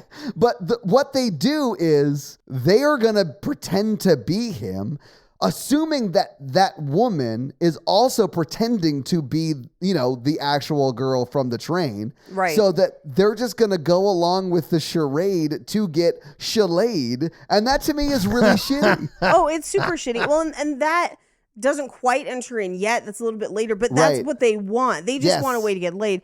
And like, so word gets out, the newspaper thing goes out. Reebok wants to make him the head of the team, even though he's done zero work at this point. Right? But they want the passion on their team, not their company. That's too close. They want Yeah. their passion for Reebok on a different company working with them. Well, I mean, it's an ad company, so that makes sense. But the fact that they were like, no, I know this other lady did all the work and did the presentation, but we want the guy that's in the newspaper. Like, it's ridiculous. But it is played because he is in the newspaper. Like, it is not because he has done anything necessarily great at work. Nope. It's because he has been okay to make himself look a fool at a chance for love, and that is like very admirable or whatever. So like everyone wants to be a part of that. I guess. Well, and they also play her, the other ad executive, as like a jealous bitch. And I was like, no. She's being consistently passed over for actual work Yeah. because of a guy that happens to be in the right place at the right time with no previous skills. Like, this is ridiculous. She's not being passed up for the work. She's being passed up for the promotion. She's doing literally Yes. all the work. All the work. And they're treating her like shit. Yeah. Yes, and this is also the kind of section where we first see Richie Sambora on TV, and we have like no information about it, but Joey Fatone is upset for some reason. Yeah, it's really like he's on TRL Live or some show like it, you know, and they're saying, Right. hey, the Mick, you just broke your last record for longest single at number one for 26 weeks or whatever, which is fucking Yeah. half a year. There's no Half way a year. that's whatever. I'm sure there have been songs that have done that, but Oh, I- absolutely, there have yeah, been songs but like that. Yeah. not a Richie Sambora song, maybe a Bon Jovi No. song, but like not a Richie Sambora solo album song. You know what I'm saying? So last couple years, there have been songs like this that have jockeyed for top position, but part of how they do it is by releasing remixes. And so it's technically a new song, but it's the same song, and so it stays. So like Bad Guy by Billie Eilish was on for weeks and weeks and weeks and weeks and weeks. Taylor Swift usually has one or two that are on for weeks. Old Town Road was on forever. Like recently, it's more common, oddly enough, to have a song stay at number one longer, but it's because of those remixes. The and remixes, things that like makes sense, I guess. Yeah. But they're really just establishing the Mick here and the fact that Joey Fatone likes to talk a big game but would sell out in a heartbeat. Because in this scene, he's referring to the Mick as like, oh, he ain't got no passion. He ain't got no love for the fight or love for music or whatever. He's just doing it for money or whatever. But later in this movie, he's like, no, I love you when he's like giving him a record deal. It's crazy. Beep, beep, Yeah. beep, beep, beep, beep, beep, beep, beep, beep, beep. This just in. Uh-oh, Mikey breaking in with that. What I'm assuming is a Love is Blind update. No. Oh. This is a TRL fun fact. Oh, shit. The record was 61 days as the number one requested video. Oh, on TRL? Yeah. Held by Shape of My Heart. Holy shit. Wait, Really? Shape of My Heart. Is that NSync or is it Backstreet Boys? Which one had Nick Carter in it? That's Backstreet That's Backstreet Boys. Baby. Backstreet Boys. Yeah. Interesting. Anyway, so we cut to they're at a baseball game and one of their friends is working like the concession stand and gets hit in the dick with a ball. And so they end up on TV and she misses it while watching the game. But okay, hang on. It was Sammy Sosa who hit that Who ball. hits him, yes. Who we talked about, I think, last week or the week before last week. A couple weeks ago, On this because there was a podcast. there's a racist joke about Sammy Sosa in Return to Me. Yeah. And in this, it said over the announcements in the stadium, and Sammy Sosa has a line referring to how it's the third time he's hit that dude in the nuts. This season. Yeah. The third time this season. And if you got hit in the nuts once with a baseball that had been hit in like a professional baseball game, it probably would destroy all your hanging meats, is all I'm saying. Yeah. That could take you from a beef to a shrimp, that's for sure. There's no way it doesn't look like cauliflowered ear. Like, there's just no way it doesn't look nuts down there. Well, it was already nuts down there. So much nut. They talk about nuts and hot dogs so much in this film. It's like the director knew and wanted to give like a wink and a nod to us future generations. At one point, they throw hot dogs into each other's mouths, and I was like, this seems... Wait, does that actually... I did not see that. Mikey's not joking. What? That happened. When? When they set up the grill in the outfield. Yes! Oh my God, I forgot about that. You're right, though. Todd, that's when Mikey and I were like, there's so much wiener and nut talk in this movie. And in this scene, Joey Fatone is eating a hot dog, remember? Because Yes! That's what we're talking about. Yeah, when it's revealed that he is the guy, that Lance Bass is the guy from the articles that are being written in the newspaper, the woman behind them is like, oh, I think that's so romantic or whatever. My daughter is single. Does she eat meats? And then he just like deep throats a hot dog. Yeah, that's what Joey says to the woman to get her to stop talking to them, which is wild. But yeah, this is one of the scenes that prominently features a hot dog. Yes. So then immediately after we've hit GQ in the nuts, we cut to the office where the reporter is working on the story, and his assistant / girlfriend / confusing relationship walks up to him with Chinese food and just says, do you want some nuts on your Chinese? And then pours like cashews into his Chinese food. Yeah, do you want notes on your noodles? And he's like, I don't care. And then there's like so much nuts. Yeah, she pours like half a bowl of cashews into those noodles. Yeah. Anyway, he writes a new article that just says loser has no dates, like, because he's just updating or whatever. But he wants to try and get his girlfriend to interview him. So he has her call the number. That's going to come back later. Yeah. We cut to a montage of him getting letters, getting phone calls, and all while wearing the same leather jacket he's been wearing this entire movie. He only has one jacket, guys. He really only has like 3 outfits in this whole movie. Yeah, 3 outfits in this whole movie. We cut to them playing baseball just together as a group. And this is where they set up a grill in the outfield and throw hot dogs into each other's mouths. Yeah. While also, like, we literally just came off another bowl of nuts as he's answering the phone. And then they're throwing hot dogs into each other's mouths. And this scene is so weird because they're talking about the woman on the L with his friends, right? Right. And it's like they're playing baseball. There's someone who's playing catcher. Joey's got the bat and Lance is throwing the pitch, right? And Joey like hits the ball into the outfield and they run out there for it.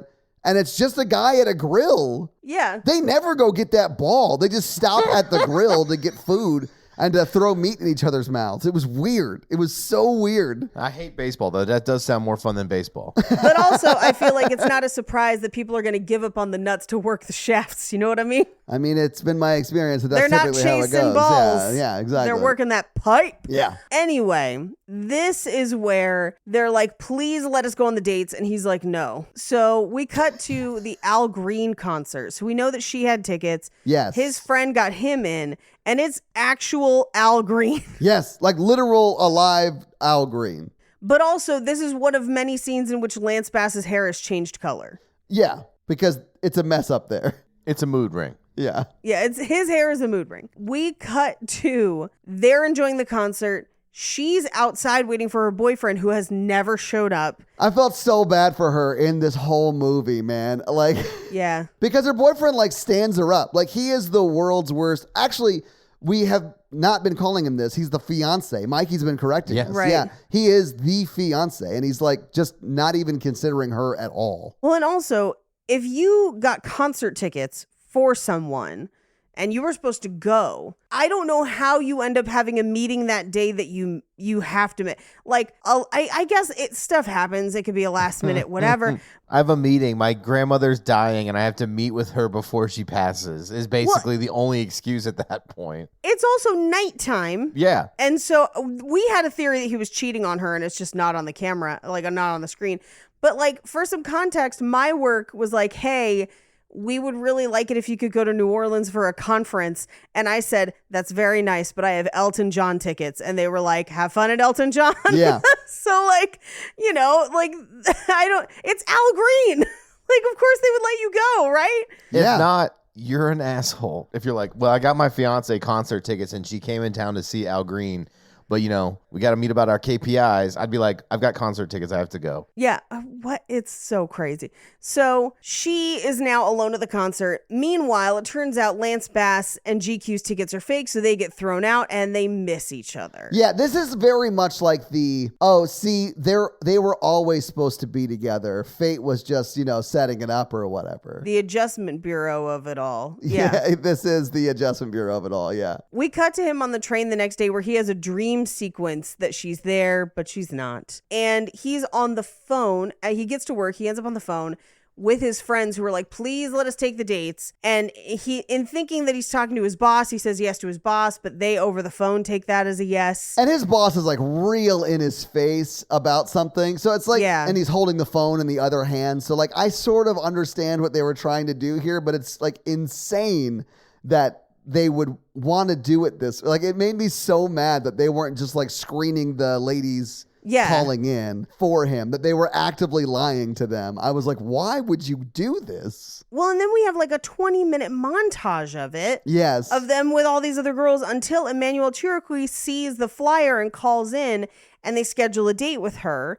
And then we get more of a montage of Joey Fatone spraying Banaka on his dick and all kinds of stuff. And one of them was a teenager until finally GQ ends up on a date with Emmanuel Chiriqui. Yeah, with the actual girl from the train. Yeah. Right. And she's like, you're not the guy. I met that guy. It's not you. And they're like, oh my God, you're the real one because it's not us. Right. So my least favorite part of this movie is the friends plan or whatever, because they very easily could have changed it a little bit and made it work where they answered and was like, hey, we're his friends and a lot of people who are not the trained person have been calling, so we're going to meet up with you first to filter out and then get to know you or whatever. That's exactly what it should have been, right? Right. But it's not. It's just them banging chicks. Yeah, it's terrible. Which they probably still would have done in the other way. Right. Well, and so this is where the newspaper guy finds out it's a scam because his girlfriend went on a date with Joey Fatone, obviously. Yeah. So Reebok takes him off the campaign. And then at this point, his friends are like, so should we tell him that we found the right girl? But by then, she's already pissed because obviously that's gross. Well, yeah. I mean, and he is essentially getting canceled in the newspapers because the reporter sent his girlfriend to check out this dating thing. Where is he really looking for her or is he just using this to get dates kind of a thing, right? Right. And because she returns from her date with Joey Fatone and looks like she has been hit by a truck, right, he now knows that it's fake. So he writes a review. We eventually do find out what happened to her, but the way that he was not at all concerned for her when he saw that she had been, what I'm assuming is decimated on that date. It is clear with how much she wants to see Joey Fatone again and her current state that he is rocking a beef spice packet. A hardcore beef spice packet. Well, that's what a troll doll would carry. I mean, maybe that'd be a little troll tripod. But what we get in this very next scene is he explains what happened. And he has his trademark thing of kicking the amp, which is stupid. Don't kick amps. But he accidentally kicked an amp into her face, which injured her badly. And it broke her nose and her ankle. And he feels bad about it. But now they have to tell Lance Bass what happened, right? Right. And now that he has lost the job, the Reebok thing, the other woman who has done all the work up till this point is having to work on the copier. He's having to kind of work in the mailroom. We find out that Jerry Stiller's character has had a heart attack and is now in kind of a convalescent home. Yeah. Yeah, because the Cubs lost. They do really make it the Cubs' fault, that he had a Yeah. heart attack. Yeah. I was like, I mean, I get that the Cubs were still going through their like losing streak, right? Right. During this, like they hadn't broken it yet or whatever, but like, Whatever. why would an old man blame his heart condition on the Cubs? Like, I mean, I'm sure that that's happened, but Chicago, I guess. I don't know. I guess. But this is also where we start getting everyone saying, we all messed Kevin over. And you're like, what the fuck? Like, this is nonsense. I mean, they all did mess Kevin over, but it's weird that they're saying it that way. We messed them over, guys. It's weird. But this is where they're like, we're going to make our own flyers that are no different from the other flyers except for a line drawing to get her back. And they start making speeches on the train, and she's on the train for one of them. Oh my God. The fact that they were walking around saying, have you seen this woman? And it was like a stick figure. Like, Yeah. I couldn't handle it. Terminator 2 did it better. Yeah. Like, have you seen this boy? But so he goes and talks to Jerry Stiller, who gives him the ball that he caught the day he met his wife, which we never see again and never comes back into play. It's so weird that that is in this movie. It like nobody had cared about baseball until like 30 seconds ago in the movie. I kind of had my red flag tingling if he was a widow and then started giving away his like close possessions. I was like, Oh, we should yeah. check on him. Yeah. Well, he's been a widow for a long time, it seemed. But yes, we find out that the other woman who's worked on the Reebok campaign got promoted to senior exec, and now she wants Lance Bass back on the campaign to basically work for her. Yeah. I don't know why. He's bringing nothing to the table, but sure. Right. He probably hasn't been at work in weeks because he's actively being canceled. But I thought it was great that she eventually got promoted. I mean, she should have been promoted forever ago, but Yeah. Well, and this is where he spends, what, like $300,000 on billboards? yes, as an ad exec, he discovers the powerful nature of billboards in 2001.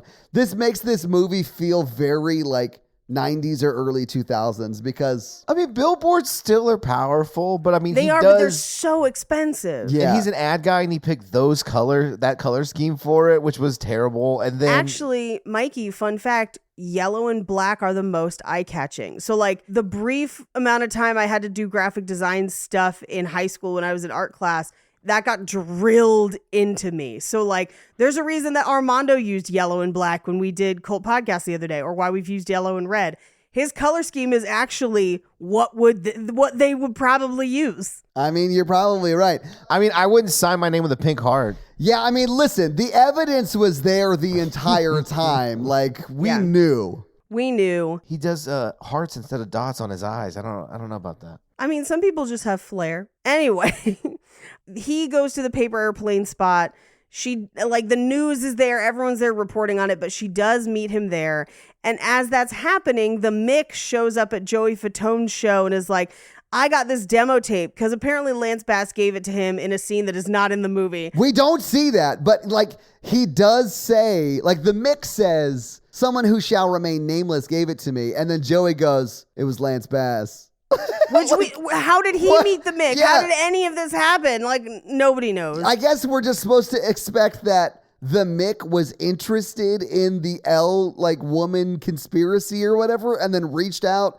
But we never see any of that play out. It's just like so weirdly tacked into this for no reason. Well, the L means elevated stakes. I thought it meant just the steaks. Oh, the L Steaks. That's my restaurant.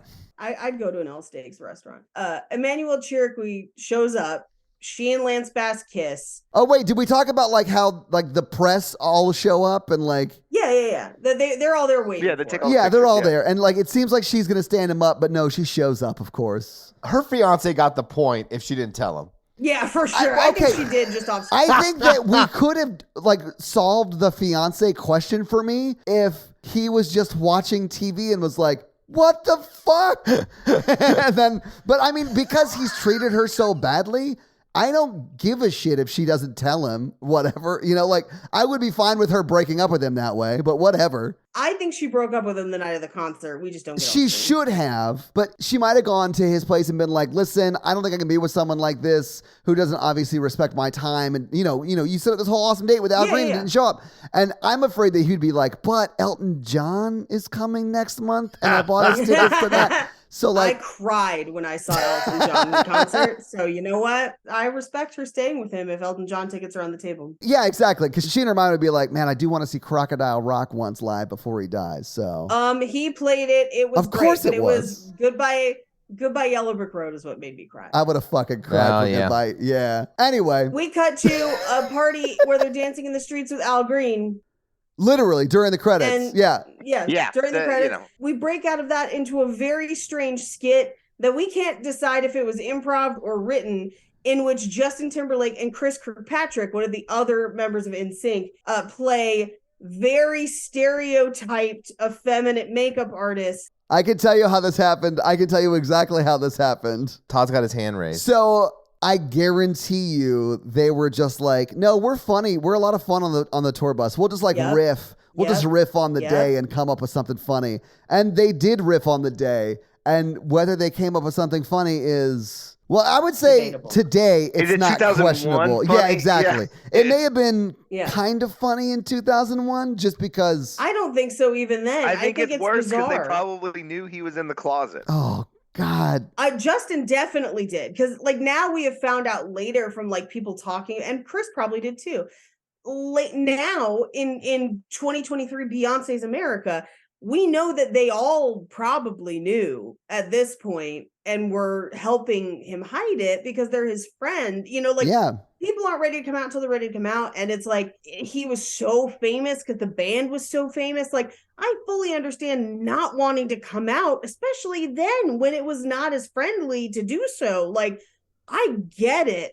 But yeah, now knowing that they knew, it takes on a whole weird vibe. Yeah. Right. It takes on a weird I don't vibe. love I'm it. like, oh, that's a choice. Yeah. But then we come back to the street thing with Al Green, and then randomly one of the friends who has not expressed any musical anything throughout the entire movie raps over an Al Green song in the street. I'm sorry, Paige.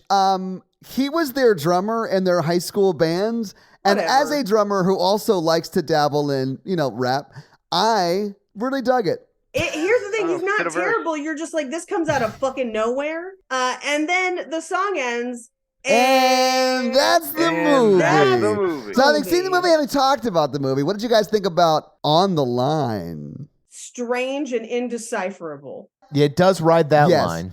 If you have friends that you could talk to during watching this movie and like just be Yes. silly with watching this movie's a lot of fun. Yes. If you don't have that support system in your life, avoid this movie like the plague. I think I would have had fun watching this. It's so goofy. It is very goofy. I don't know, man. This is a different type of Mikey movie romance because it's like a lot of big people. I'm sure it cost money. They swung for it. It was terrible and bonkers in weird ways. I enjoyed it. I cannot wait to talk to you about box office. But before we get to it, Paige, do you have any fun facts for us? I have very few. And that's Oh. evidence for how much even the people who are in this movie don't talk about this movie. Well, hit us with your fun facts. Very NSync few fun fun facts. facts. Oh, okay. Because Fun I fact. usually IMDb has a ton, and then I sometimes will pull from other places. There aren't even other places, and IMDb has like 5 of them, and I've already given you one of them.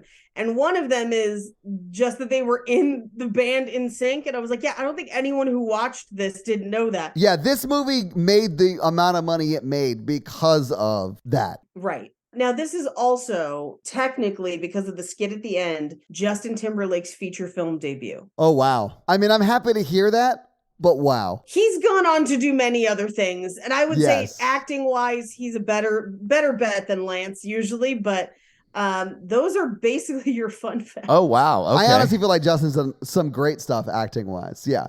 All right, well, Paige, thank you for those fun facts. Let's talk a little bit about box office. Yeah, box So office. what do you think the production budget was for On the Line in 2001 when it came out? I'm going to say 3 million. Okay, Mikey, what do you think it was? $25 million. Oh my Oh, God. that'd be upsetting. That would be upsetting. But it was $10 million, which is Oh. way more than it should be, right? And Yes, Mikey, yeah. not that you were still close, but if you adjust for inflation, you're closer at $17 million today, if you adjust for inflation. But in 2001, again, it was a $10 million budget. This movie came out the weekend of October 26th, 2001, and its premiere weekend, it was 11th in the theaters. Now, We knew it was bad when it came out. yeah, it was beat by K-Pax. Number 2 was 13 Ghosts. Number 3 was From Hell. Everyone loved From Hell, though. That was a big one because that's the Jack the Ripper. It was in its second week and it was still third. So, yeah, Oh, we've never Yeah. done that on horror version. we have not.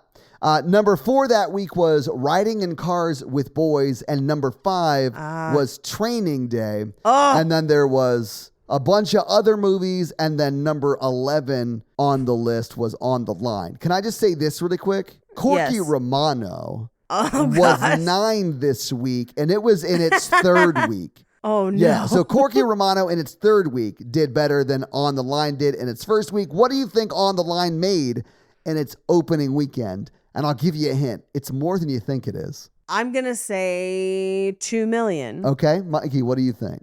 $7 million. Okay, I think I may have thrown you off with my hint because it was 300,000. No, it was $2.3 million. Hell yeah. I was super close. You were very, very close, Paige. It was hard for me not to tip you off when you guessed that. If you adjust that for inflation, that's almost $4 million in an opening weekend, which is not good for this movie, but No. it is not bad for being in 11th place, right?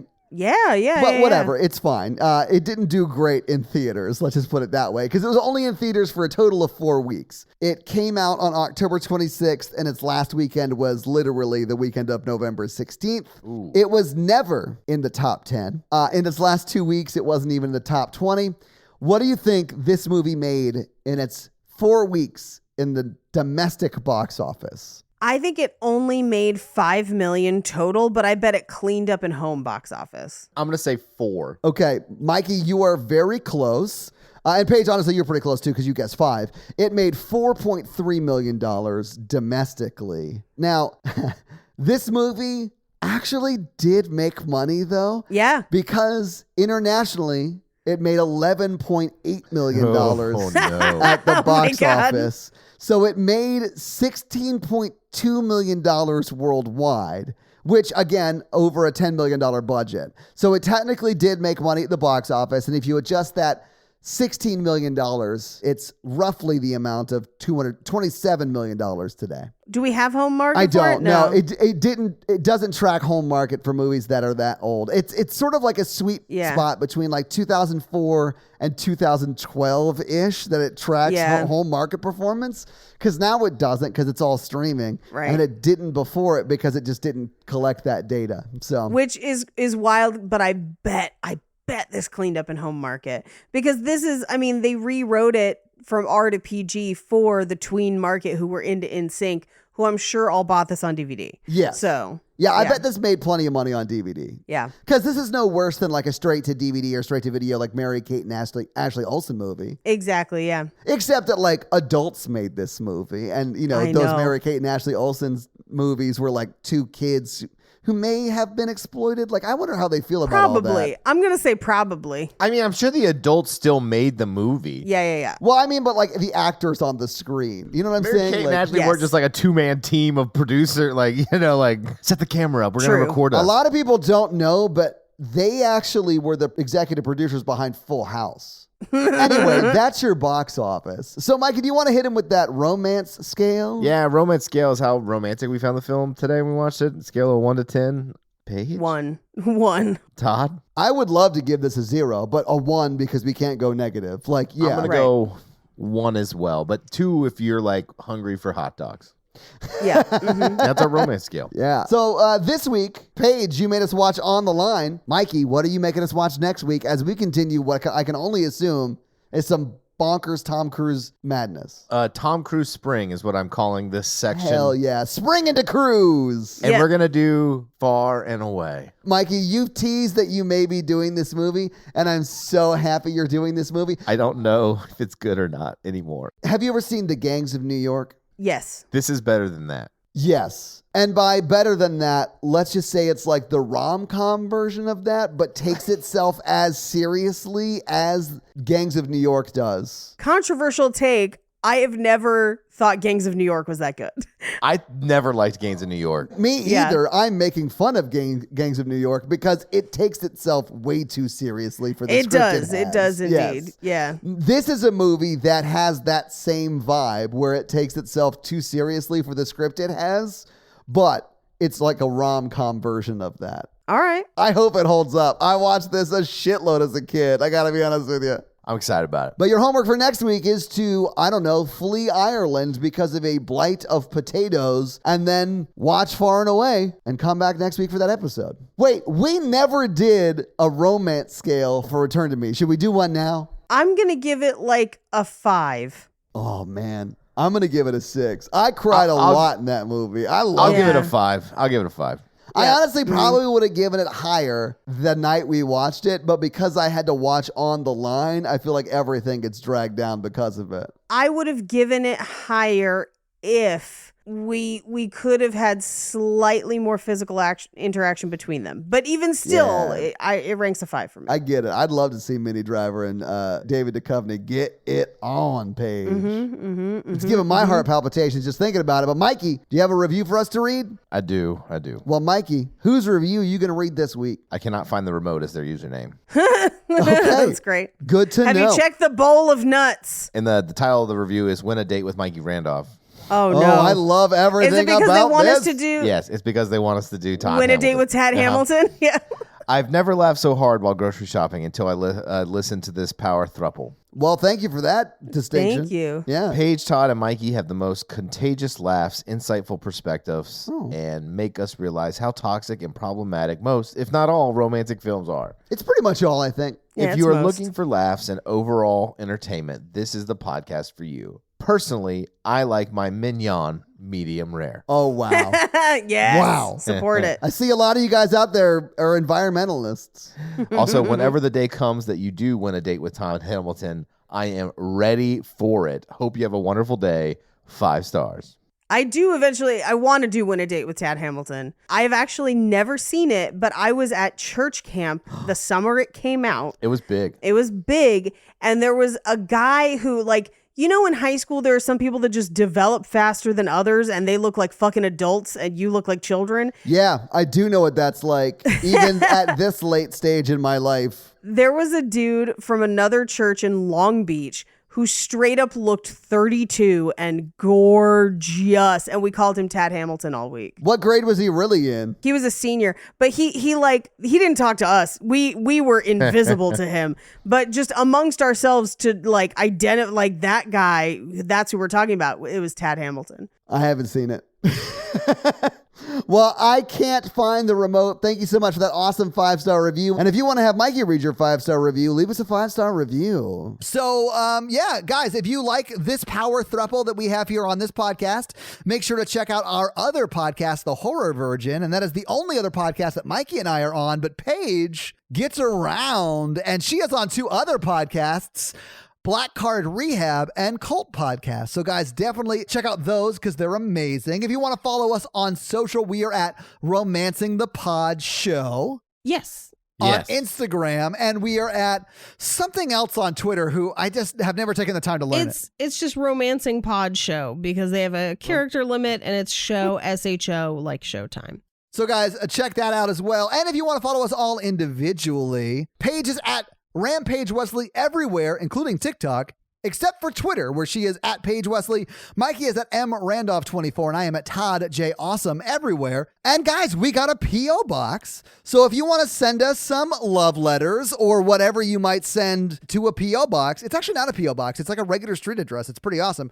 It's 6688 Nolensville Road, number 108-34, Brentwood, Tennessee 37027. So send us some stuff. Yeah. That's going to be it for us, you guys. I'm Paige. I'm Mikey. And I'm Todd. And you complete us. To completion. I'll be your Arby's now. Oh, God. He's bringing the meats. I got the meat. Bye. On the line is Terrible Nerds.